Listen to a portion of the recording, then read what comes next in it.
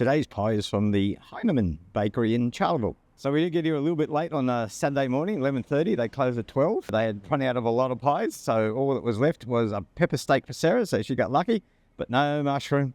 There's a tomato and onion, which I don't want to go through again after the Warwick experience. And so today, I'm afraid to say, I've just got a plain pie.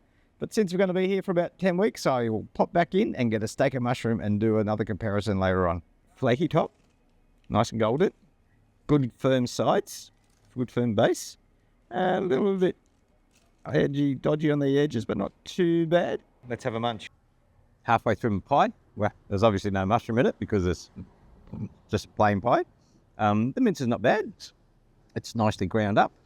There's a nice thick gravy through it. Bit of flavour.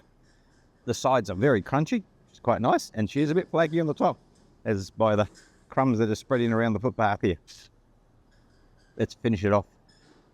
Finish my pie, pretty much the same as it was halfway through.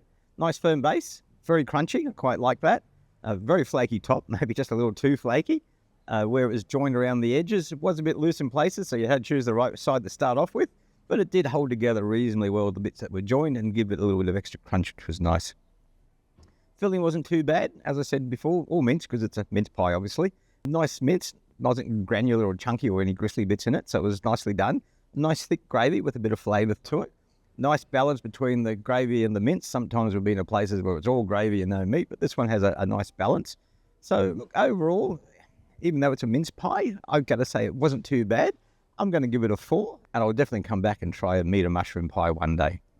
So I had the pepper steak pie. Pastry was similar to Rodney's in terms of flaky at the top and quite firm on the sides, especially the bottom, which held the whole pie together quite nicely. I found some steak pieces, but unfortunately I found 3 steak pieces, and that's not a good.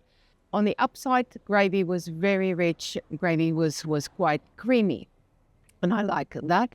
With regards to it being a pepper steak pie, there were very few traces of pepper in my pie. However, at the top, it had the 4 holes, and that's where 4 peppercorns were placed. So all in all, not really a peppery pie.